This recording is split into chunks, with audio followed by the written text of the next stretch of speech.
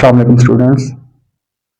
आज का हमारा टॉपिक जो है स्पेशली 9th क्लास के स्टूडेंट्स के लिए है, जिनको मतलब पेपर सॉल्व करते हुए काफ़ी सारे इश्यूज रहते हैं, खासकर ऑब्जेक्टिव के हवाले से। जब मतलब पेपर में ऑब्जेक्टिव आ जाती है, उन्हें जो है वो समझ नहीं आ रहा होता कि कौन सा ऑप्शन जो है इसमें सही है। तो आज हम इसको जो है ना इस तरह ट्रिकी वे में करेंगे कि वो उनके लिए बिल्कुल आसान हो जाए और पेपर जो है सॉल्व करना उनके लिए ऐसे हो जैसे बच्चों के लिए कोई खेल खेलना होता है। ठीक है, बिल्कुल आसान वे में इसको जो है हम कन्वे करेंगे। सबसे पहले हम स्टार्ट लेते हैं, यानी इसके हवाले से कि आपका जो पेपर वो होता है कितने मार्क्स का है। तो यहाँ पे हमारे पास जो है ना, जो आपको ऑब्जेक्टिव दिखाई जाती है, उसमें पेपर में दी जाती है, तो उसमें 19 मार्क्स जो होते हैं आपके ऑब्जेक्टिव के होते हैं और 56 मार्क्स जो है आपके सब्जेक्टिव के होते हैं।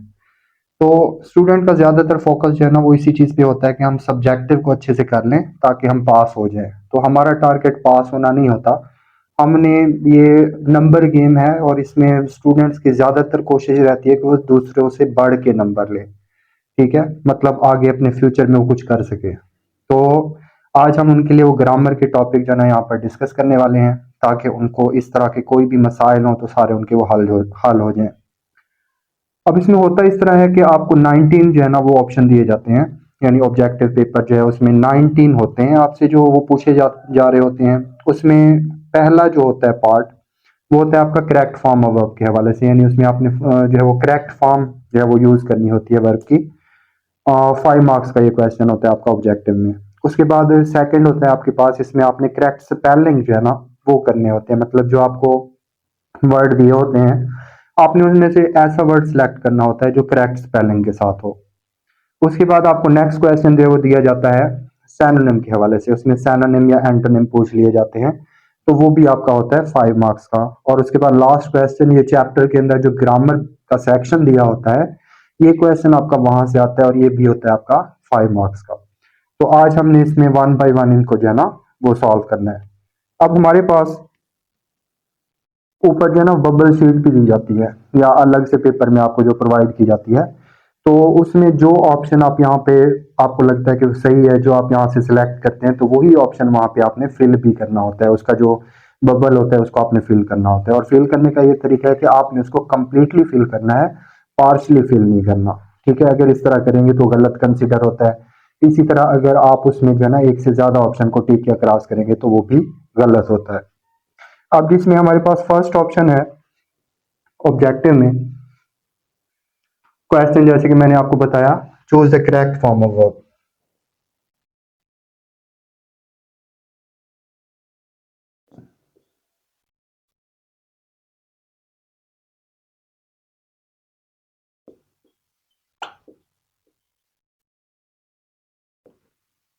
ये आपका क्वेश्चन होता है। अब इसमें आपके पास फर्स्ट जो ऑप्शन दिया हुआ है फर्स्ट पे, वो है after you dash I went to sleep.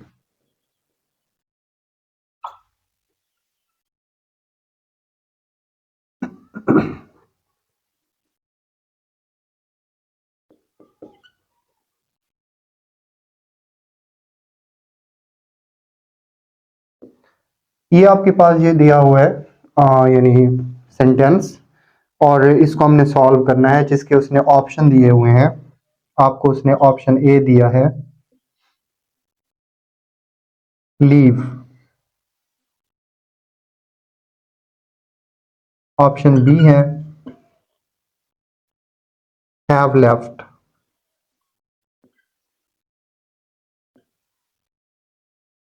और ऑप्शन सी है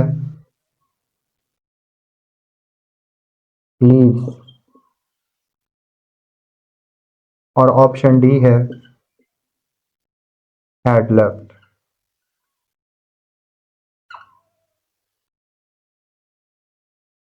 ये 4 ऑप्शन होते हैं हर एक के, तो उनमें से हमने एक सिलेक्ट करना होता है। तो आपने इसमें याद रखना है कि अगर सेंटेंस में ना आपको आफ्टर दिया हो, सेंटेंस में आफ्टर गिवन हो, और उसमें किसी पार्ट के अंदर जो है ना आपको सेकंड फॉर्म दी हो, जैसे यहाँ पे आपको सेकंड फॉर्म दी हुई है वर्ब की, तो आपने ये करना होता है कि नेक्स्ट पार्ट के अंदर ना आपने हैड के साथ जो थर्ड फॉर्म है वो सिलेक्ट करनी होती है।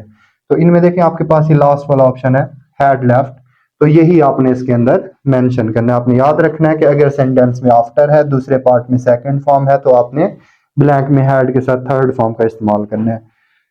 मीन्स कि आपके दोनों पार्ट जो है ना वो पास्ट में ही होंगे। उसके बाद आपको नेक्स्ट सेंटेंस दिया हुआ है कि they dash their breakfast,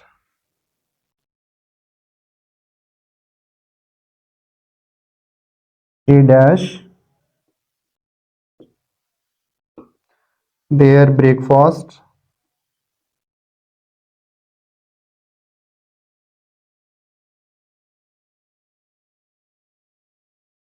before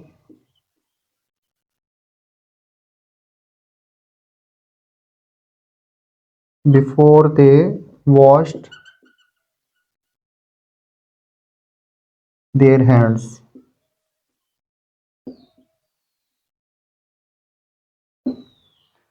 अब यहाँ पे आपको जो है ना ये सेंटेंस के ऑप्शन, मतलब सेंटेंस दिया गया है कि they dash their breakfast before they wanted their before they washed their hands. अब यहाँ पे आपने याद ये रखना है कि अगर सेंटेंस के अंदर ना आपको बिफोर दिया हो, जैसे इसके अंदर दिया हुआ है, ठीक है, ये आपने जो मैं आपको पॉइंट्स बता रहा हूँ ना, आपने यही याद करने हैं। आपको उसमें रट्टा लगाने की जरूरत नहीं है, या आपको गैस करने की जरूरत नहीं पड़ेगी कि इसका ये होना चाहिए या ये लगा दें और वो गलत हो जाए। तो गैस वगैरह नहीं करना आपने आपने एग्जैक्ट जो मैं आपको बता रहा हूँ यही ऑप्शन याद कर लेने। तो आपके लिए इस तरह का कोई भी सेंटेंस दिया होगा तो आप उसको करेंगे, वो इंशाल्लाह सही होगा, वो गलत नहीं होगा। अब यहाँ पे आपको जो है ना बिफोर दिया हुआ है, अगर बिफोर वाले पार्ट में आपको वर्ब की सेकंड फॉर्म की बनो, जैसे यहाँ पे सेकंड फॉर्म दी हुई है वर्ब की, तो आपने ये करना है कि जो फर्स्ट पार्ट है ना ये आपने पास्ट परफेक्ट में मेंशन करना है। मतलब यहाँ पे आपके पास हैड के साथ थर्ड फॉर्म आएगी। अब ऑप्शन में आपको बता देता हूँ। जैसे यहाँ पे ऑप्शन दिए हुए हैं, हैव टेकन है, हैज टेकन है, टेकिंग है और हैड टेकन है। तो बाकी के आपके ऑप्शन इसमें नहीं आने, आपने इसमें जो सिलेक्ट करना है ऑप्शन वो है हैड टेकन। तो यहाँ पे आ जाएगा हैड टेकन। रीजन आपको बताइए कि बिफोर दिया हो, बिफोर वाले पार्ट में सेकंड फॉर्म हो, तो फर्स्ट पार्ट आपका होता है पास्ट परफेक्ट में। उसके बाद नेक्स्ट है हमारे पास I ask her, I asked her what places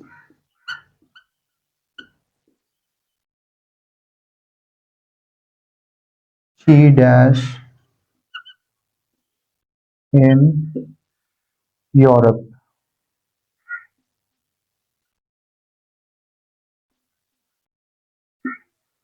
अब देखिए ये एक सेंटेंस आपको दिया हुआ है, आपने इसमें भी ब्लैंक जो है ना उसको मतलब करना है, ऑप्शन उसके लिए सिलेक्ट करना है। तो यहाँ पे ऑप्शन आपको दे रहा है visit, has visited, had visited और विजिट्स। तो देखें इसमें ना आपको सेकंड फॉर्म दी हुई है वर्ब की। अब एक पार्ट जो है आपका, वो क्वेश्चन भी अगर पास्ट में पूछ रहा है तो उसका आंसर भी आपको पास्ट में ही देना है। मतलब वो जिस चीज के बारे में पूछ रहे हैं आपसे उसका वाकया पास्ट का है, तो आप उसका आंसर भी पास्ट में ही देंगे। मतलब यहाँ पे अगर सेकंड फॉर्म है तो उधर भी जो है वो पास्ट टेंस आप इस्तेमाल करेंगे, इधर पास्ट है तो उधर भी पास्ट आना चाहिए। इसका आंसर आप प्रेजेंट में तो नहीं दे सकते। वो आपसे पूछ रहे हैं जी आपने यूरोप में कौन कौन सी जगह जो है ना विजिट की थी, उसने ये पूछा, तो आपने उसका जो आंसर देना है वो भी पास्ट में ही देना है। तो उसकी वजह से यहाँ पे जो ऑप्शन उसने दे रखे हैं, विजिट दिया हुआ है, हैज विजिटेड है, हैड विजिटेड और विजिट्स है। तो जो बाकी के तीन ऑप्शन है वो प्रेजेंट के हैं, सिर्फ एक ऑप्शन है आपका जो कि पास्ट में है और वो है हैड विजिटेड, हैड विजिटेड। तो यही आपका आंसर है। ठीक है, उसकी वजह आपको बता दी है क्योंकि जो पूछा जा रहा है जिस चीज के बारे में वो पास्ट का वाकया है, पास्ट के हवाले से पूछा गया, तो आंसर भी आपका उसका पास्ट नहीं होना चाहिए। उसके बाद नेक्स्ट है कि the sun dash before we were ready to leave. The सन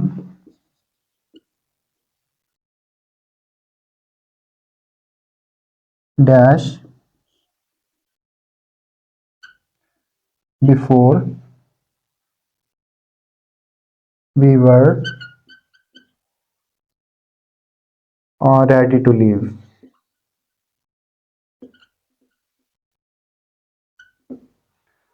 अब देखिए इसमें भी आपने वही चीज देखनी है, जैसे मैंने ऊपर आपको बताया था ना कि बिफोर और बिफोर वाले पार्ट में पास्ट टेंस हो, तो आप फर्स्ट पार्ट किस में करेंगे, पास्ट परफेक्ट में। सेम इसमें देखें बिफोर आ रहा है, उसी पार्ट में आपको पास्ट टेंस दिया गया है, ठीक है। तो आपका ये फर्स्ट पार्ट किस में होना चाहिए, ये भी पास्ट में होना चाहिए, पास्ट परफेक्ट में। अगर ये सिंपल पास्ट में होगा तो ये पास्ट परफेक्ट में होगा।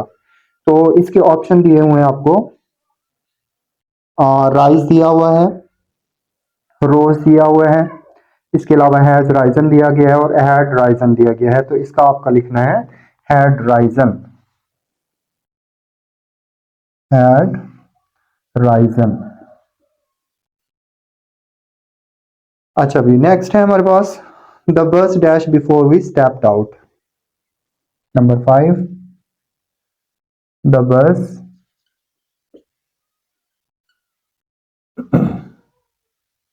Dash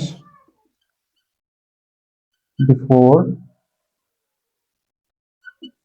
we stepped out.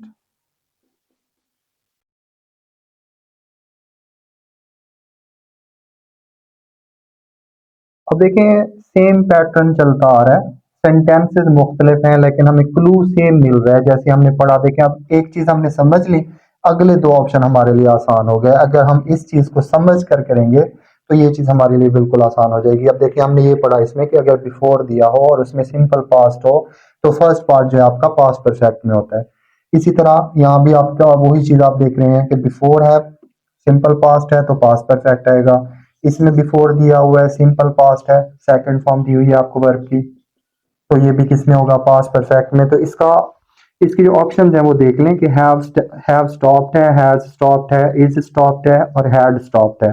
तो इसमें पास्ट परफेक्ट में जो आ रहा है वो है हैड स्टॉप्ड, तो आपने ये इसमें मेंशन करना है।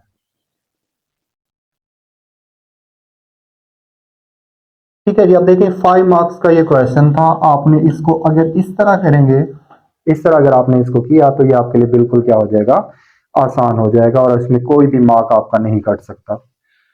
उसके बाद नेक्स्ट क्वेश्चन आपका होता है करेक्ट स्पेलिंग का। जैसे मैंने आपसे कहा 4 मार्क्स का ये क्वेश्चन होता है करेक्ट स्पेलिंग का, और इसमें आपने वर्ड्स को टैली करना होता है, देखना होता है, और ये जो है आपने सिलेक्ट करना होता है जो वर्ड आपका सही स्पेलिंग के साथ हो। अब ट्रम्प यहाँ पे दिया हुआ है आपको, ठीक है। मुख्तलिफ इसके स्पेलिंग दिए हुए हैं, TRYUMPH, इसी तरह TRIUMP, उसके बाद TRIUMPH, ठीक है। तो यही इसका ऑप्शन ठीक है, TRIUMPH, ठीक है। तो वही आपने क्या कर देना है, वहां पर टिक कर देना है। उसके बाद है आपका इम्प्रेसिव, नेक्स्ट वर्ड है। तो इसके भी स्पेलिंग उसने दे रखे हैं, 4 वर्ड आपको दिए हुए हैं, जो इसमें से सही है वो आपने सेलेक्ट करना है। जैसे कि IMPRESSIVE, और उसके बाद है आपके पास IMPESSIVE, और नेक्स्ट है आपके पास IMPRESSIVE।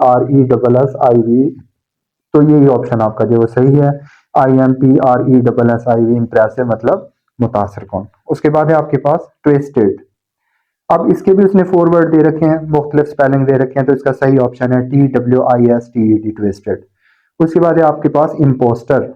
अब इम्पोस्टर जो है उसमें भी आपको 4 वर्ड दे रखे हैं, तो इसमें जो सही वर्ड है वो है आपका IMPOSTER। उसके बाद नेक्स्ट क्वेश्चन आपका होता है choose the correct meaning of the underline word. अब यहाँ पे उसने जो वर्ड दे रखे हैं, एक तो आपको वर्ड दिया हुआ है डिजास्टर, क्वेश्चन नंबर यानी उसका ऑप्शन हो जाएगा आपका choose the correct meaning, choose the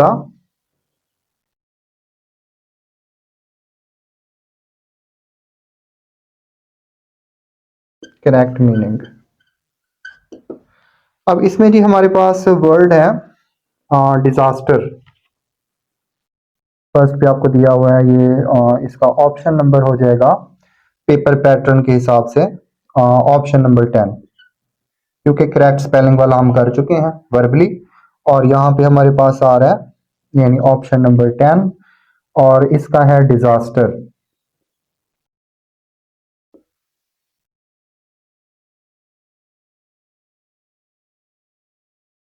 अब देखें ये डिजास्टर का मतलब होता है तबाही, ठीक है। तो इसके ऑप्शंस देख लें, पीस अमन को कहते हैं, ठीक है। उसके बाद वेलफेयर हो गई, वेलफेयर जो है फलाह को कहते हैं, ठीक है। उसके बाद डलनेस हो गया, ठीक है, और उसके बाद आपका डिस्ट्रक्शन हो गया। तो हमारे पास जो वर्ड था डिजास्टर, उससे रेलिवेंट जो आ रहा है वो है डिस्ट्रक्शन। ठीक है, तो इसका आ जाएगा डिस्ट्रक्शन।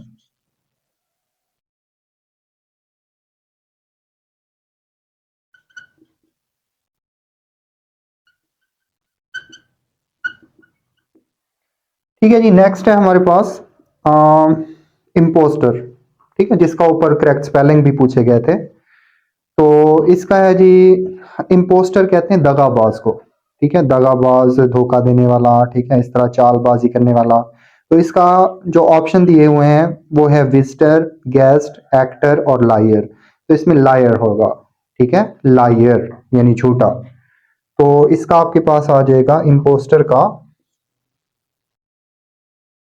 नंबर 11।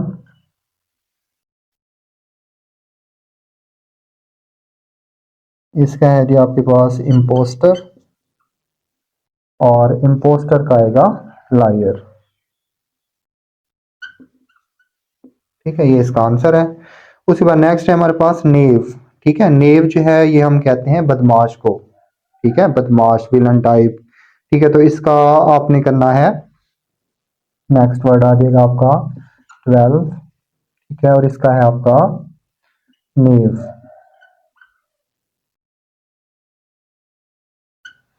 और नेव का आ जाएगा आपका, ऑप्शन दिए हुए हैं, हीरो है, हेल्पर है, लीडर है और विलन है। तो विलन आ जाएगा इसका।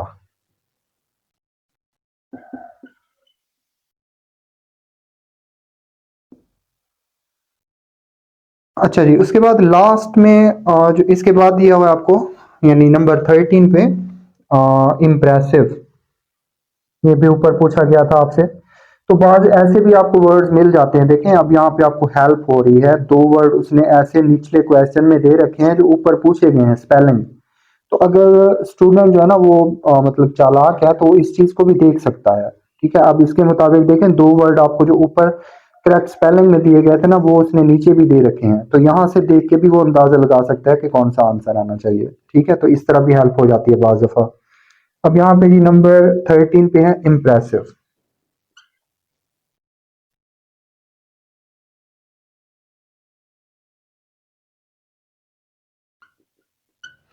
अब इम्प्रेसिव जो है ना, यानी इम्प्रेस कर देने वाला।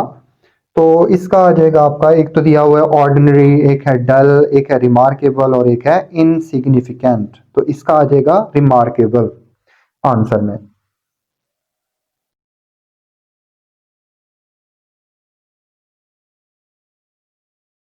उसके बाद ये है नंबर 14 पे। नंबर 14 पे सिनेव पूछा गया आपसे, सिनेव।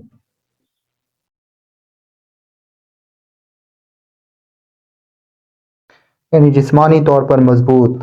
ठीक है, तो इसका आ जाएगा आपका मसल है, बोन है, जॉइंट है। ठीक है, और टेंडन है। तो इसका लास्ट ऑप्शन आ जाएगा टेंडन।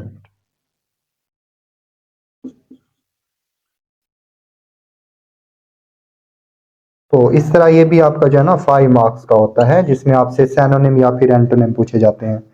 उसके बाद लास्ट क्वेश्चन आपका है ग्रामर से मुतालिक। तो ये भी हम जो है ना वो डिस्कस कर लेते हैं थोड़ी सी स्पेस बना के ना। अ,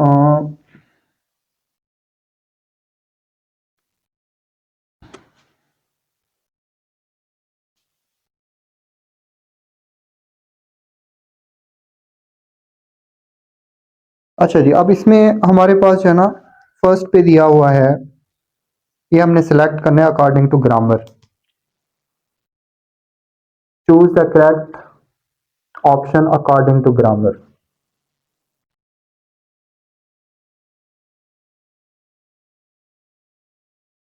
चूज द करेक्ट ऑप्शन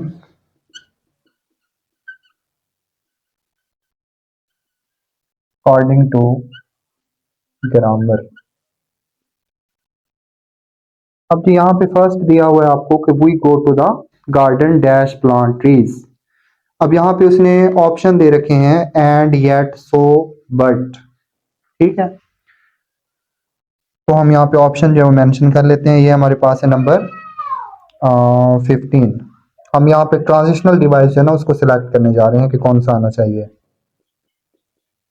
तो फर्स्ट है हमारे पास जी वही go to the garden, we go to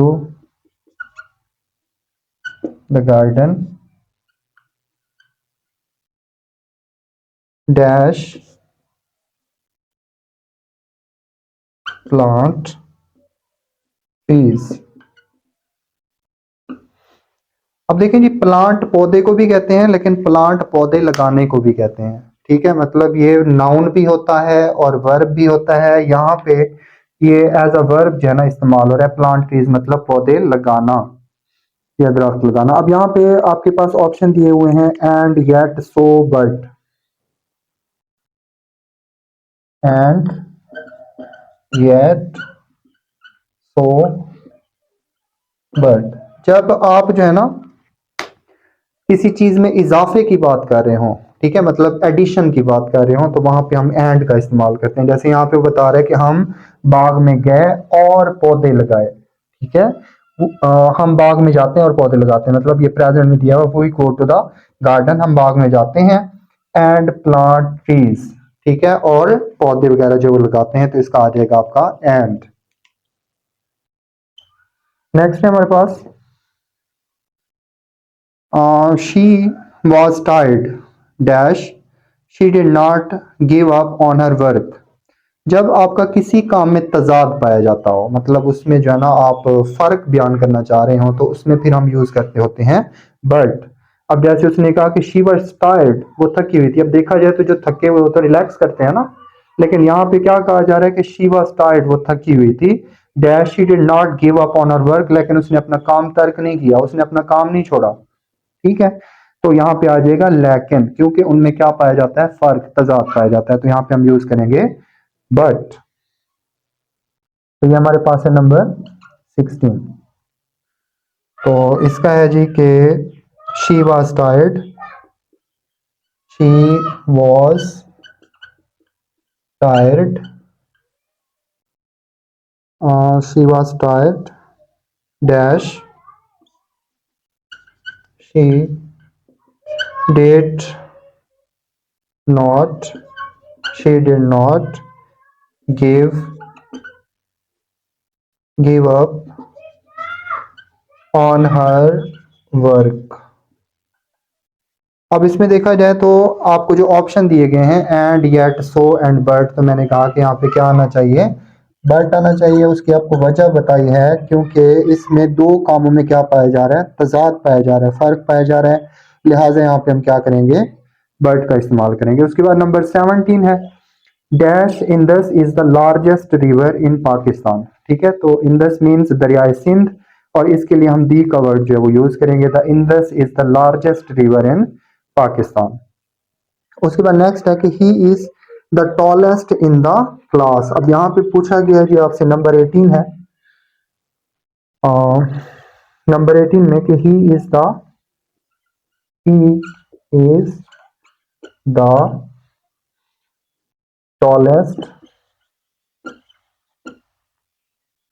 in the class. अब इसमें जी हमने जो अंडरलाइन वर्ड है ना वो बताना है। अब उसके उसने ऑप्शन पूछ रखे हैं आपसे, यानी ऑप्शन जो दे रखे हैं वो है इंडेफिनेट आर्टिकल है, उसके बाद डेफिनेट आर्टिकल है, प्रोनाउन है और ऑब्जेक्ट है। तो जो सुपरलेटिव फॉर्म होती है ना, उससे पहले हम क्या करते हैं, यानी डेफिनेट आर्टिकल का इस्तेमाल करते हैं। तो जो उसने अंडरलाइन में दे रखा है ना वर्ड, ये आपका क्या है, डेफिनेट आर्टिकल है, तो आपने डेफिनेट आर्टिकल को यहाँ से सिलेक्ट करना है। उसके बाद दिया हुआ आपको कि Ishfaq Ahmed was a famous writer. ठीक है, जो आपका ऑब्जेक्टिव का लास्ट ऑप्शन है, 19 ऑप्शन होते हैं, तो उसका लास्ट दिया हुआ है Ishfaq Ahmed was a famous writer. तो इसमें ए को अंडरलाइन किया हुआ है। अब ए क्या है आपका, उसमें ऑप्शन दे रखे हैं कि एडजेक्टिव है, एडवर्ब है, प्रोनाउन है या आर्टिकल है। तो ये आपके पास आर्टिकल है। ठीक है, क्योंकि आर्टिकल की आपने टाइप्स पढ़ी हैं, एक डेफिनेट आर्टिकल होता है और एक इनडेफिनेट आर्टिकल होता है। तो डेफिनेट आर्टिकल जो वो दी होता है और इनडेफिनेट आर्टिकल में ए और एन होता है। तो ये जो ए दिया हुआ है ये आपके पास क्या है, एक आर्टिकल है, कौन सा, इनडेफिनेट। तो इस तरह आपका जो है ना ऑब्जेक्टिव का सेक्शन होता है 19 मार्क्स का। अगर आपकी ऑब्जेक्टिव अच्छी हो जाती है तो ऑब्जेक्टिव में करना क्या होता है, आपने जस्ट टिक करना होता है। इसको आपने लेंथी तो लिखना तो होता नहीं है जिसमें जो है आपकी गलतियां होंगी स्पेलिंग्स की इस तरह की कि आपके मार्क्स कट जाएंगे। तो अगर आप इस चीज़ पर फोकस करते हैं कि आपकी ऑब्जेक्टिव अच्छी हो जाती है तो आपको जो है उसमें जो है वो पास होने से कोई नहीं रोक सकता। अगर आपकी ऑब्जेक्टिव अच्छी हो जाती है तो आपके मार्क्स जो है वो ज़ाहिर है अच्छे बनेंगे। सब्जेक्टिव तो आपने तैयारी कर ही रखी होती है, ज़्यादातर इशू आपके ग्रामर के होते हैं इस तरह के, तो अगर वो भी ठीक हो जाता है तो आपके मार्क्स बहुत अच्छे बन जाएंगे।